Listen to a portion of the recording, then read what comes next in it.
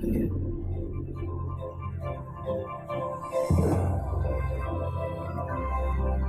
dimuliakan oleh Allah.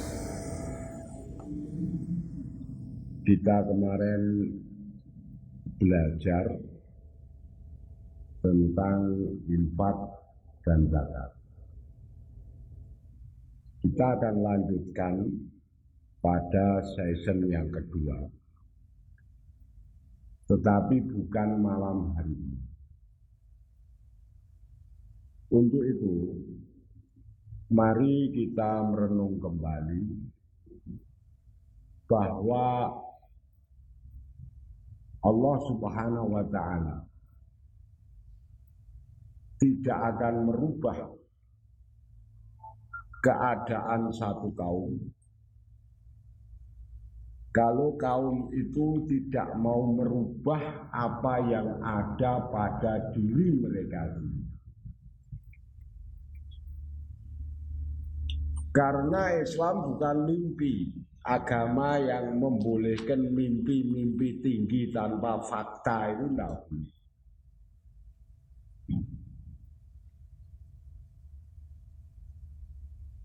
Kalau Anda kaitkan misalnya dengan ayat yudhillu bihi katsiran wa yahdi bihi katsiran, atau sebaliknya yahdi bihi katsiran wa yudhillu bihi katsiran. Allah menyesatkan orang yang dikehendaki dan Allah memberi petunjuk pada orang yang dikehendaki. Itu adalah tidak menafikan kewajiban yang lain bahwa manusia harus berusaha agar dia itu mendapatkan petunjuk.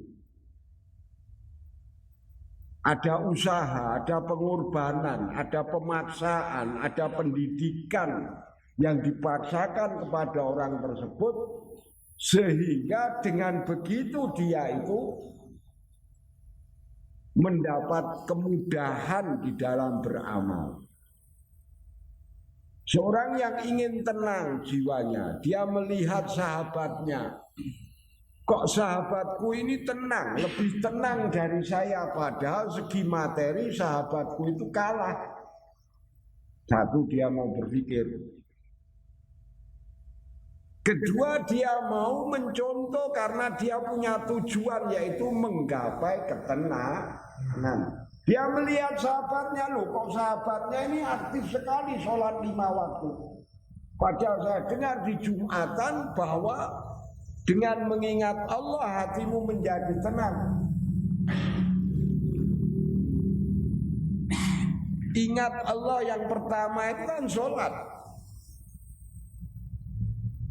Dia berusaha untuk bangun di pagi hari, mendidik, memaksa untuk sholat. Karena dia sholat sekali, 2 kali, 3 kali, 4 kali, 5 kali, 10 kali mungkin. Kesananya itu dia bukan saja sulit merasakan sholat. Dia belum dibangunkan sudah bangun dengan suasana hatinya.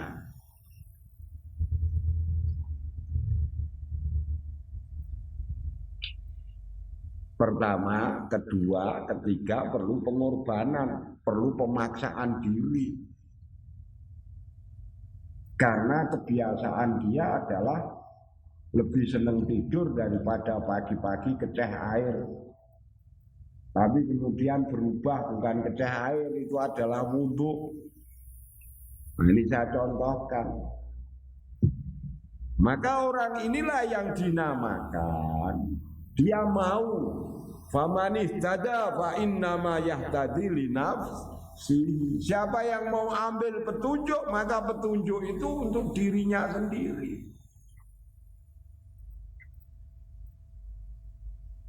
Maka dari situ kalau masyarakat itu begini, begini, ada caranya, yaitu dari cara orang-orang terbaik merubah keadaan.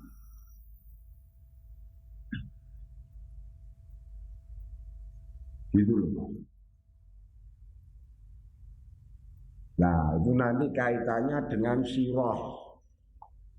Sirah itu perjalanan Nabi sejarah Nabi. Bagaimana Rasulullah SAW dulu satu, kemudian kok bisa jadi sampai ke Mojolaban ini. Demikian juga nabi-nabi yang lain. Ketika masyarakat rusak, keadaan rusak, Allah mau memperbaiki satu keadaan itu seperti Bani Israel. Tertindas mutlak dia. Allah mau mengangkat derajat Bani Israel dan menjadikan mereka pewaris-pewaris kekuasaan itu dengan apa? Dengan ekonomi yang kuat? Enggak. Dengan agama. Dengan agama. Syaratnya apa? Syaratnya mau berpikir dan mau mengikuti dan mau memaksa diri, mau mendidik diri untuk mentaati seorang nabi bernama Musa alaihissalam. Maka Allah kirim seorang bayi. Dari sini nanti cerita Musa yang paling panjang dalam surat Al-Quran ini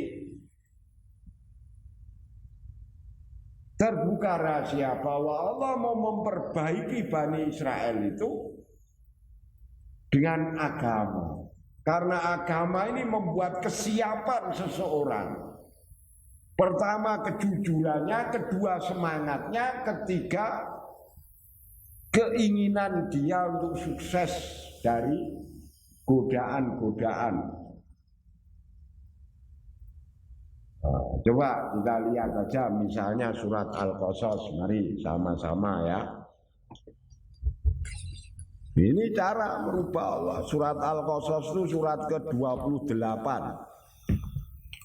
Saya buka HP saya. Bismillahirrahmanirrahim.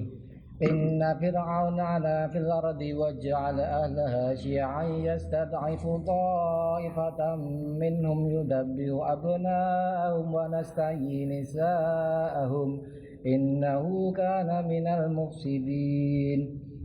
Sungguh Fir'aun telah berbuat sewenang-wenang di bumi dan menjadikan penduduknya berpecah belah. Dia menindas segolongan dari mereka, yaitu Bani Israel. Dia menyembelih anak laki-laki mereka dan membiarkan hidup anak perempuan mereka. Sungguh dia Fir'aun termasuk orang yang berbuat kerusakan. Ya. Yudabbihuna abna'ahum wa yastahyi nisa'ahum. Inna fir'auna 'ala fil ardi. Sesungguhnya Fir'aun itu sudah melampaui batas di muka bumi. Wa ja'ala ahla syi'an yastad'ifuna ta'ifatan minhum. Dia menjadikan rakyatnya, bangsanya ini terpecah. Dengan cara membuat lemah sebagiannya dan membuat kuat sebagiannya. Nah, yang dilemahkan ini adalah Bani Israel. Dengan cara mengerahkan pikiran, mengambil jurus politik yang paling tinggi istilahnya. Apa? Yudabbihuna abna'ahum wa yastahyi nisa'ahum. Yastahyi tadi itu. Yastahyi. Bayi-bayi laki-laki generasi lanang, bayi-bayi itu dibunuh semua. Agar lebih parah, rusak lagi, perempuan-perempuannya dijadikan tanpa pelindung, menjadi gula-gula tentaranya Fir'aun. Karena apa hitungannya zaman segitu itu sudah memahami Kalau wanita itu sudah rusak, bangsa itu akan rusak.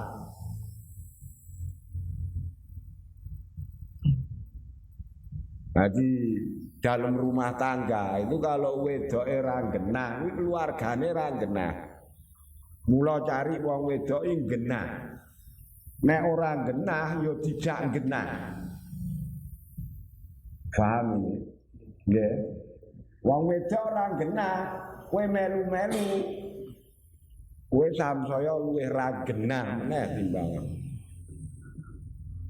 Itu maknanya wong lanang itu jadi imam. Melu ini kebaikan, ayo diajak, tapi dengan sabar, aja dijambai. Nggih. Wa'mur ahlaka bis sholat wastabir ilaiha. Ajaklah keluargamu itu sholat, dan cara mengajaknya itu dengan sabar. Nggih. Gitu loh maksud saya. Ini kembali ke laptop. Dengan cara begini lemah, itu hitungan manusia.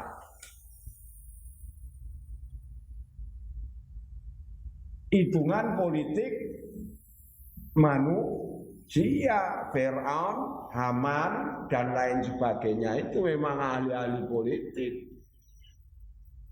Wong ngurusnya Fir'aun itu kekuasaannya besar sekali. Hampir dekat Persia sana, dekat Iran sana, sampai Mesir, sampai mau masuk Sudan aja besarnya kayak gitu. Itu semua di bawah kekuasaan Fir'aun.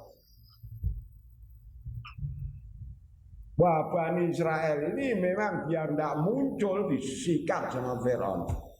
Caranya paling bagus apa? Dilemahkan. Nah, kenapa bisa begitu? Karena memang ini benturan antara kehendak manusia dan kehendak Allah.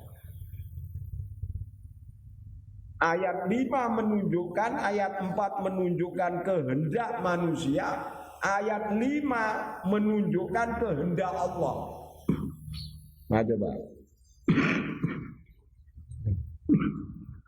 ونريد أن نمن على الذين استضعفوا في الأرض ونجعلهم أئمة ونجعلهم الوارثين. Dan kami hendak memberi karunia kepada orang-orang yang tertindas di bumi Mesir itu, dan hendak menjadikan mereka pemimpin dan menjadikan mereka orang-orang yang mewarisi bumi. Muka bumi itu yaitu Bani Israel itu menjadi apa? Para pemimpin. Loh, masyarakat mundur jadi pemimpin. Engko sik aja kesusu nyandai karepe Gusti Allah. Dan aku ingin orang-orang yang ditindas itu menjadi pemimpin dan juga penguasa-penguasa yang mewarisi bumi.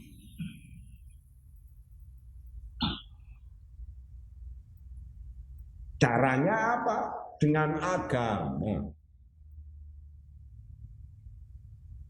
Dengan kesulitan-kesulitan. Tetapi kesulitan-kesulitan itu dikaitkan kepada Allah, sehingga memunculkan sikap gigih, sikap yang tidak ece-ece, sikap yang menjilat, menjauhkan itu.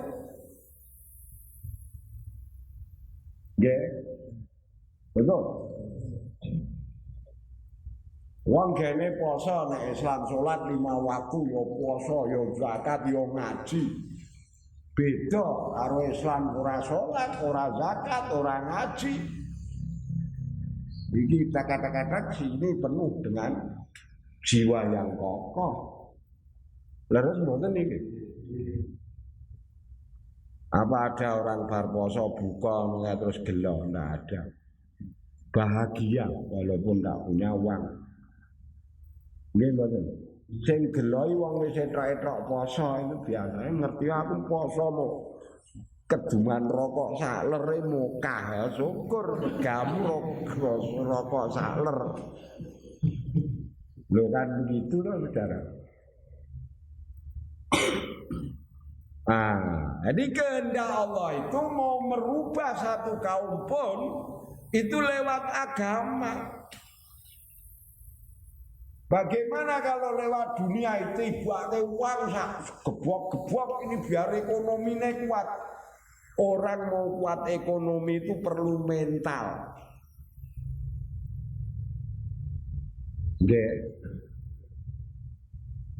Gitu. Maka agama ini adalah merubah mental seseorang. Mental murah menjadi mental mahal. Hati letek jadi hati sing bersih.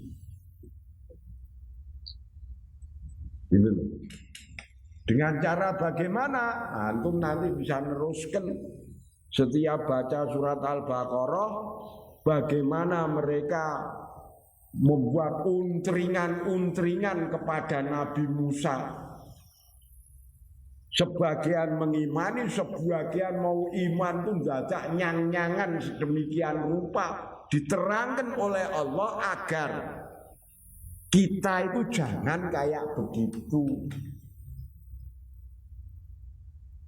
Ya, betul.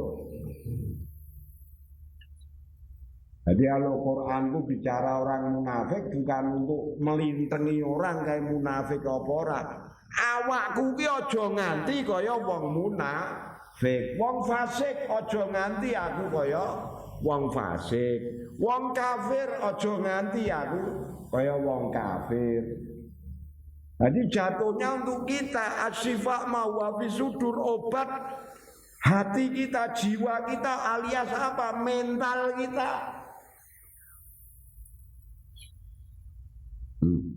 Kan begitu.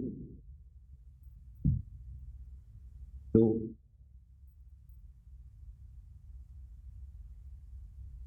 Maka kalau Anda mau menyelesaikan penyelesaian masyarakat dengan akal-akalan sendiri ya tetap tidak bisa.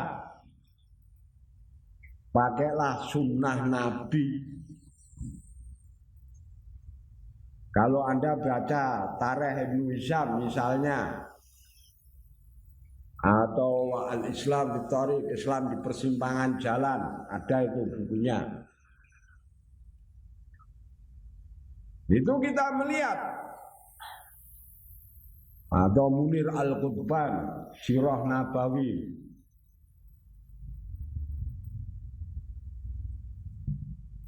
Jadi masyarakat ketika detik-detik Nabi diangkat Nabi itu satu Baitullah yang dimuliakan oleh Nabi Ibrahim, Nabi Ismail. Ya. Itu sudah kacau balau. Dikelilingi 360 patung. Orang tua pada yang wis ra nganggo klambi blas. Waru nyanyi karo keplok-keplok. Dinding-dinding Ka'bah itu isinya cabul. Puisi-puisi cabul. Memuja-muji perempuan, memuja-muji kenikmatan zina tadi malam. Sambil nunjukkan hebatnya tubuhnya si fulanah.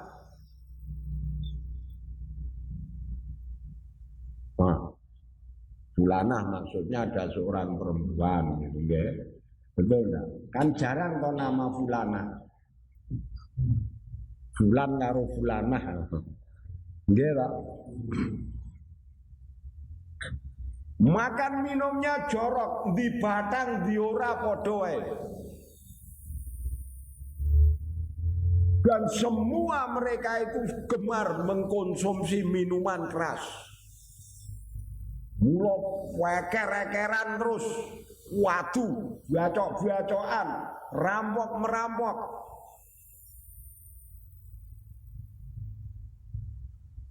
Nah, gimana? Di situ keadaan itu Allah memperbaiki. Apa yang dilakukan Nabi? Bapak esok-esok wentungi sirahe siji-siji gitu. Enggak. Ya ayyuhal ya ayyuhal muzammil. Ada setengah ulaan mudaththir. Qum fa'anzir. Wahai orang yang berselimut, bangun dan berikan peringatan. Wa rabbuka fakabbir, besarkanlah nama Tuhanmu itu. Wa thiyabaka fatahhir, bersihkan pakaianmu. Kan begitu. Itu setelah mendengar ayat Iqra. Itu ayat kedua itu. Kan gitu ya. Nah. Lah gimana Nabi Muhammad mengumpulkan keluarganya? Ketahuilah, kalian itu nanti akan mati seperti mana kalian nanti akan tidur malam nanti. Dan kalian semua itu akan dibangunkan setelah matimu, seperti mana besok pagi kalian bangun dari tidur. Abu Jahal bangkit, alihada jama'atana, hanya karena omongan ini kamu ngumpulkan kami. Bubar akhirnya majelis itu. Padahal Nabi sudah membelah kambing untuk saudara-saudaranya. Terus berdakwah, mengajak satu persatu. Ringkas cerita, Mekah berhasil sedemikian rupa. Dulu itu orang punya anak perempuan lebih baik dibunuh saja daripada ini umur 9 tahun, 10 tahun mesti sudah dirusak sama temennya atau tetangganya. Karena memang tidak tahu ajaran yang mulia. Seperti kita tidak mau ngaji, kamu mau nasihati apa ke anakmu? Anakmu misui kamu mau jawab apa?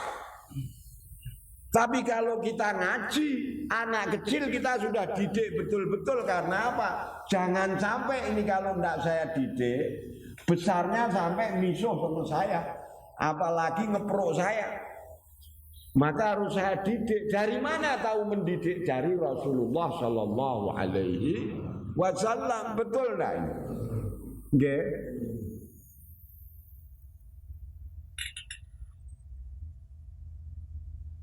Anak kita jaga, jangan sampai dia bohong, jangan sampai dia mencuri, jangan sampai dia berbuat zalim. Nah coba kalau kita tidak tahu, mencuri karo kerjai podo wae, mencuri perlu adrenalin, mau nyuri pelem yo dadak nunggu sewengi. Kerja ya dadak ngetokke tenaga iki ya tenaga padha wae, bedane apa mencuri sama tidak misalnya. Karena ndak tahu. Sehingga ndak bisa ngajari anak. Maka ketika anak-anak sudah memuliakan orang tua mereka, yang kaya memperhatikan yang miskin, yang miskin menjaga nama baik orang-orang yang kaya,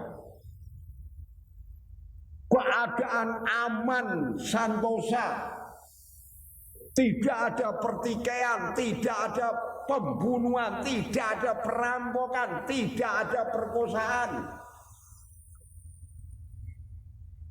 Allah Ta'ala menurunkan ayat, wa'tasimu bihablillahi jami'an wa la tafarraqu. Surat apa, ayat apa, coba yang ingat.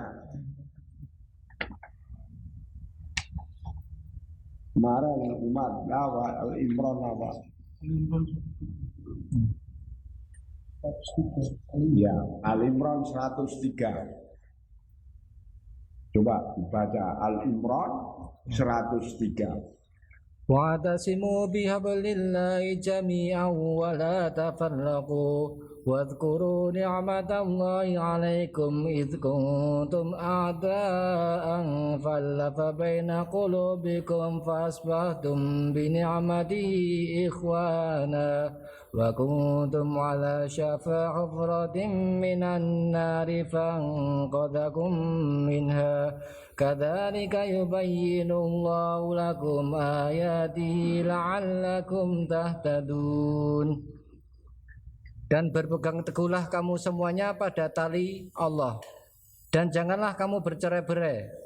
Dan ingatlah nikmat Allah kepadamu ketika kamu dahulu masa jahiliyah bermusuhan. Lalu Allah mempersatukan hatimu, sehingga dengan karunia-Nya kamu menjadi bersaudara. Sedangkan ketika itu kamu berada di tepi jurang neraka. Lalu Allah menyelamatkan kamu dari sana. Demikianlah Allah menerangkan ayat-ayat-Nya kepadamu agar kamu mendapat petunjuk.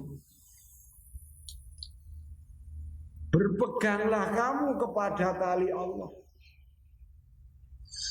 Jangan kamu berpecah-pecah. Ingat, wadhkuru ni'matallahi 'alaikum, nikmat Allah yang diturunkan kepada kamu. Apa itu? Tali Allah itu Al-Qur'an. Kemudian siapa itu? Rasulullah sallallahu alaihi wasallam. Apakah Rasulullah jadi nikmat? Iya, karena berdakwah,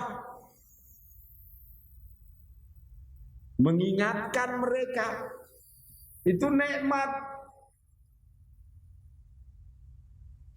Fa'allafa nikmat Allah idh kuntum a'daan. Ketika itu nikmat datang, itu keadaanmu saling bermusuhan.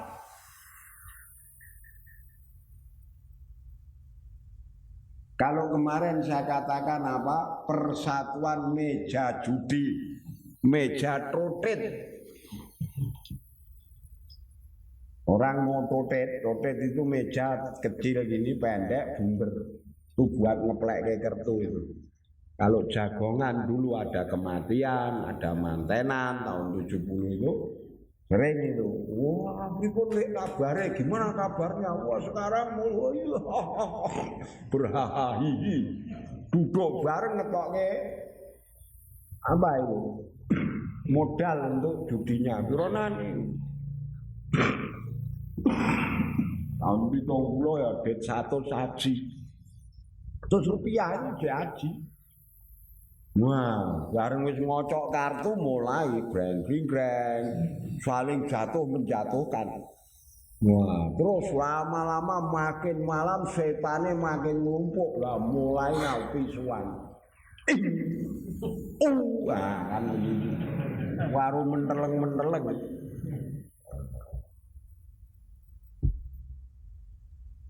Tapi kalau persaudaraan itu dibina dengan iman, tidak ada kekecewaan semacam itu. Lah gitu ya.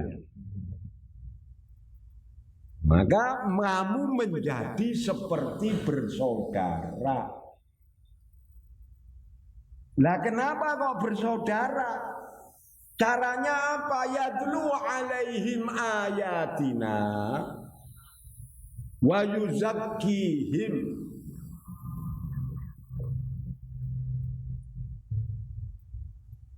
Ini coba dibuka, salah satu aja, Al-Baqarah 171 coba.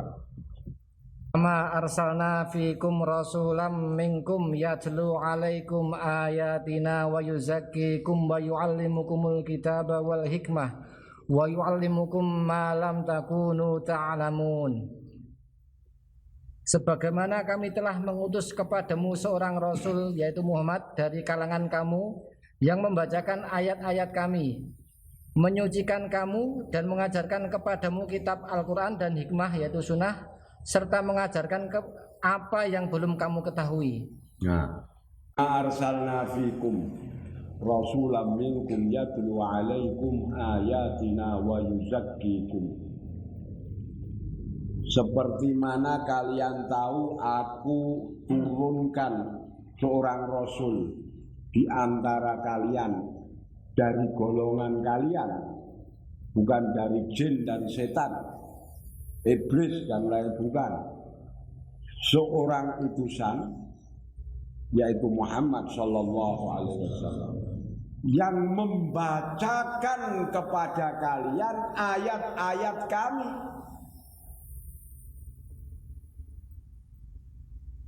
Setelah membacakan apa? Membersihkan hati kalian dan mengajari kalian terhadap apa-apa yang kalian itu tidak tahu. Tadinya tidak tahu orang bersuci itu gimana. Apa orang habis kencing itu gimana? Tidak tahu. Diajari sama Rasulullah. Cara menyembah Allah itu bagaimana? Tidak tahu. Diajari sama Rasulullah sholat.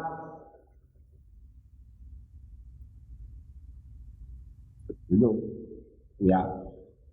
Nah, tapi sebelumnya apa? Dibacakan ayat, kamu menuruti, otomatis hatimu itu tadi perubahan mentalitas itu akan berubah dengan agama, yaitu lewat apa?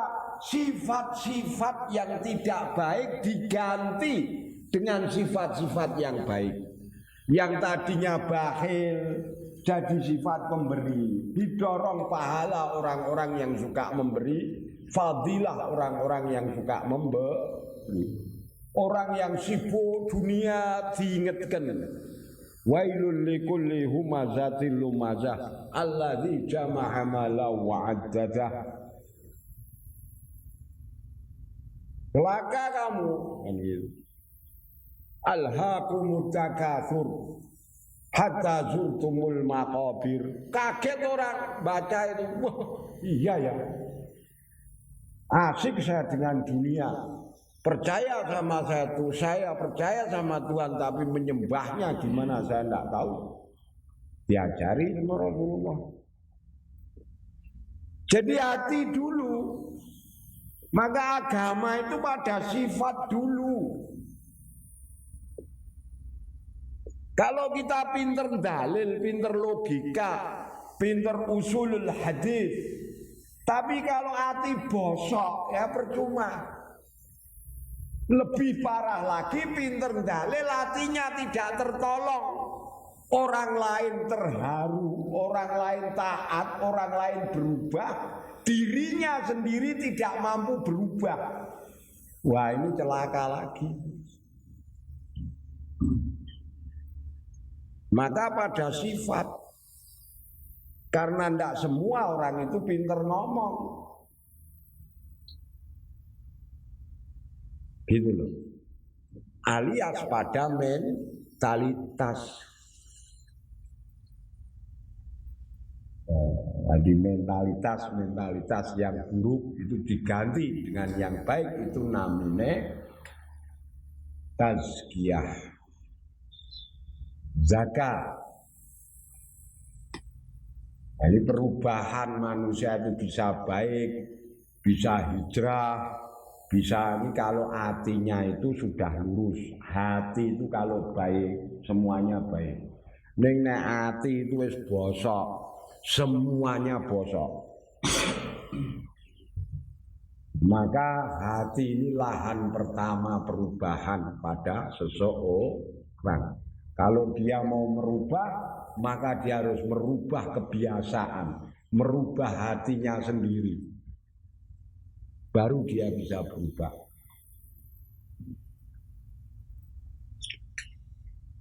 Maka bicara tentang iman, makiyah itu tidak membicarakan masalah syariat. Bukan berarti tidak penting, tanpa syariat kita buta. Tapi tanpa iman kita gilani. Paham? Tanpa syariat kita buta. Tanpa iman kita nanti menjijikkan, pinter ngomong agama, tidak punya ruhnya. Padahal agama ini ada pada ruh, pada sifat. Innallaha ma'as-sabirin. Apa itu? Allah beserta orang-orang yang bersabar. Berarti menjalankan sifat sabar. Apa sabar dadaan? Saya ngisi sidang Jumat yang mulia.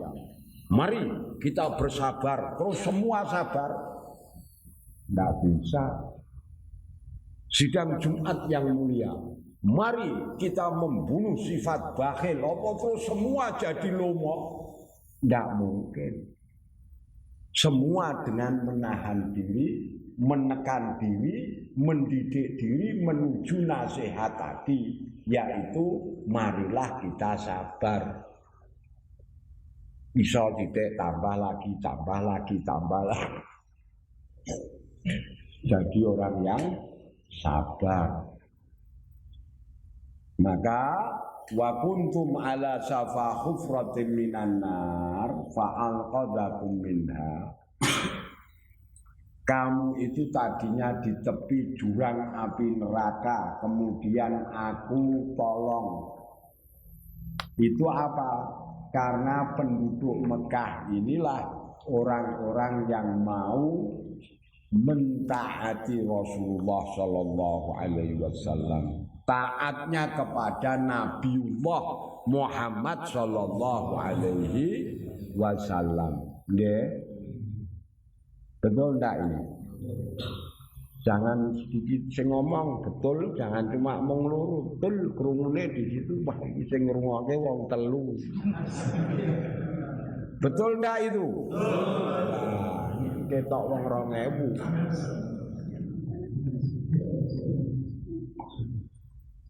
Itu. Maka kita melihat perubahan di kota Mekah itu berawal dari apa? Kemauan. Kenapa kemauan? Karena yang ngajak itu penuh dengan hikmah. Yang diajak itu juga bongol tadinya. Tapi karena yang mengajak lebih. Kalau ini bongolnya 6 kilo, ini semangatnya 200 kilo. Bongolnya kemakan. Betul enggak? Balik menewang telu. Betul enggak? Banter banget dikira demo. Maka perubahan masyarakat itu ajaklah ud'u ila sabili rabbika bil hikmah wajadilhum billati hiya ahsan. Ajaklah manusia itu di jalan Tuhanmu dengan bijaksana. Orang bijaksana itu gimana? Contohnya Anda tahajud jarang, ya ora dosa memang. Tiba-tiba mewajibkan orang luar apa tahajud. Lah ini ora hikmah, kamu sendiri tahajud ra iso-iso. Betul. Ajak semampunya. Semampunya mari kita sholat. Raketan mau zuhur tok. Niku pun sae timbange ping 4 ditinggal, ping 5 ditinggal, luwe ape ninggal 4. Kalau 4 mosok ganjil diganepi kali asar nggih. Zuhur karo asar sholat. Tambah lagi maghrib. Sifat munafik itu bisa dilihat kalau subuh sama asar kan gitu toh. Betul enggak? Sulit orang munafik sholat subuh sama asar. Nah sudah dia diajak baik pelan gitu caranya itu. Wah belum subuh kalau enggak tak setrum. Wah. Maunya itu karena setrum, karena ada setrum. Betul enggak? Setrumnya enggak ada, pret kelimpe di setrum genti kita. Itu enggak hikmah ngajak orang itu dengan hikmah. Rasulullah itu terkenal dengan akhlaknya yang santun.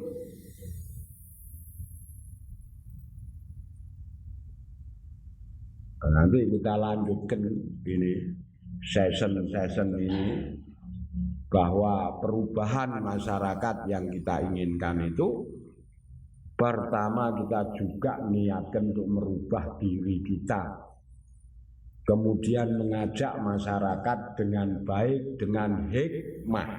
Hikmah itu apa? Hikmah itu banyak, termasuk hikmah itu orang yang hakim misalnya. Itu orang yang adil, orang yang bijaksana, orang yang penuh dengan keilmuannya yang menyelamatkan, ya bijaksana lah hikmah itu. Jadi ngajak itu juga bijaksana. Kita datang ke orang, orangnya mau ke belakang, sebentar kita ngomong agama, selak ke WC ya, sebentar akhirnya di tempat gitu. Betul enggak? Ya bener tahu ini cerita agama, tapi saya itu mau ke belakang, mau tahan sih wah. Nah, ini contoh. Ini tidak bijaksana.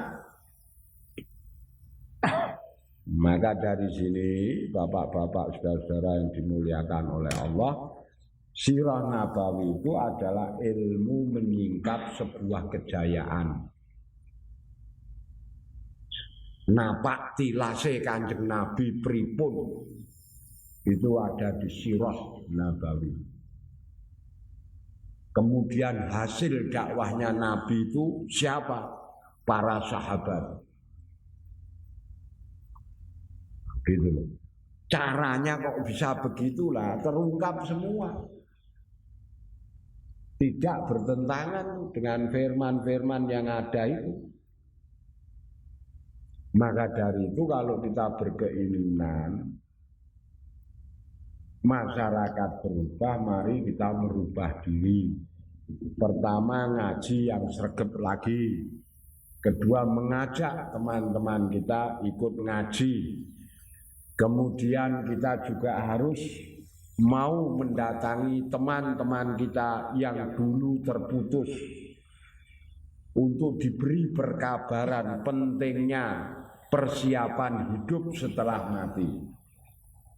Kok kenapa pentingnya persiapan hidup setelah mati? Iya, kalau Anda mengabari pentingnya persiapan hidup untuk besok pagi, saya kira dia sudah siap.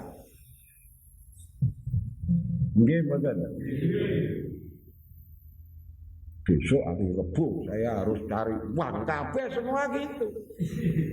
Tapi kalau pentingnya mempersiapkan hidup setelah mati, nek mati kuwi majegagi. Akhirnya mikir dia nanti, iya ya aku besok kalau aku mati benik satu saja tidak saya bawa. Es teh sak gendul saja enggak. Kenapa saya hanya karena perut, karena keinginan yang saya tinggal, saya melupakan bekal di akhirat. Kan begitu. Dan hakikat hidup kita terangkan. Apa tuh hakikat hidup? Coba. Wagi makan semua. Wagi itu orang satu Surakarta, bahkan seluruh dunia itu biasanya cari makan. Tapi nanti siang jam 12 hampir semuanya mengunci pintu WC untuk mengeluarkan apa yang dimakan. Balik ke jumbleng lagi. Jumbleng tau? Kalenan itu loh Pak. Pagi pada mandi, nanti sore apa yang mandi dikebyur air lagi. Ganti sabun lagi. Odolnya baru lagi, Rexonanya baru lagi. Kemana semua? Ke jumbleng lagi. Terus begitulah kenapa orang ngeboti jumbleng timbangi surga. Hanya karena untuk menuhi jumbleng lali akhirat. Niki namine madhab al-jumblengi.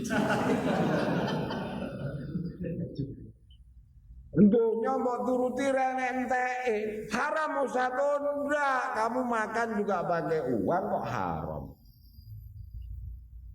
Tapi kebahagiaan kita di dunia itu tidak terletak pada itu ukurannya. Karena Anda bisa membeli tempat tidur bagus mahal dari giok 1,2 miliar. Tapi Anda tidak bisa membeli nikmatnya tidur. Betul. Kamu bisa membeli rumah 1,7 miliar. Rumah 7 miliar ada banyak dagangan saya. Nek mau tak goleke tenan.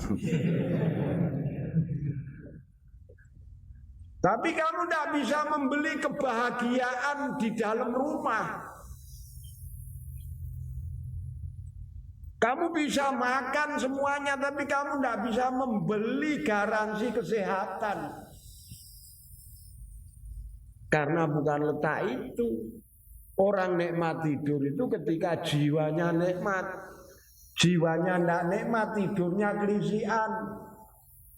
Makan itu bukan yang mahal. Makan itu jiwa ini ridho dengan pemberian Allah. Rasanya nikmat.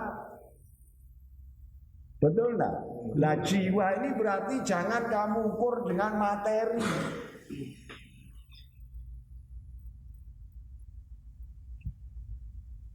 Jangan, materi itu hanya hiburan.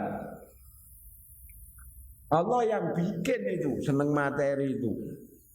Zuyyina linnas hubbus syahwat minan nisa wal banin wal qanatiril muqantara ila akhiril ayat.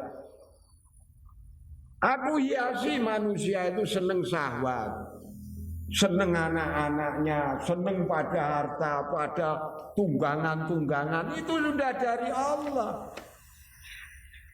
Tetapi letak kebahagiaan bukan itu permainan dunia. Kebahagiaanmu adalah terletak kamu bisa menundukkan hatimu, memanage hati ini. Dengan apa? Dengan ajaran-ajaran mulia, nasihat-nasihat, sehingga kamu tidak tergoda dengan perjalanan dunia jumbleng. Lah ngoten ta? Nah, ini baik bahasa Indonesia mbuh laku mundak nanti YouTube-nya. Baik bahasa. Ya tidak apa-apa. Ini kita niatkan untuk cari ilmu. Nah, maka dari itu Rasulullah SAW selalu menerangkan manusia, hati-hatilah kamu di suatu hari, di mana di hari itu engkau akan bertanggung jawab terhadap apa yang engkau perbuat. Sekian yang bisa saya berikan pada malam hari ini. Jadi intinya marilah kita merubah masyarakat itu dengan cara-cara yang elegan, cara-cara yang baik, dengan silaturahmi. Kemudian mengajak mereka bertaklim, mengenal Al-Quran ini, mendengar pengajian. Kemudian kalau ada waktu lagi yang belum bisa baca Quran, mau belajar sama yang sudah bisa baca Quran. Kalau sudah tahu baca Al-Quran, ngajak lagi orang lain untuk mau belajar membaca Al-Quran. Simple. Simple. Sekian, wassalamualaikum warahmatullahi wabarakatuh.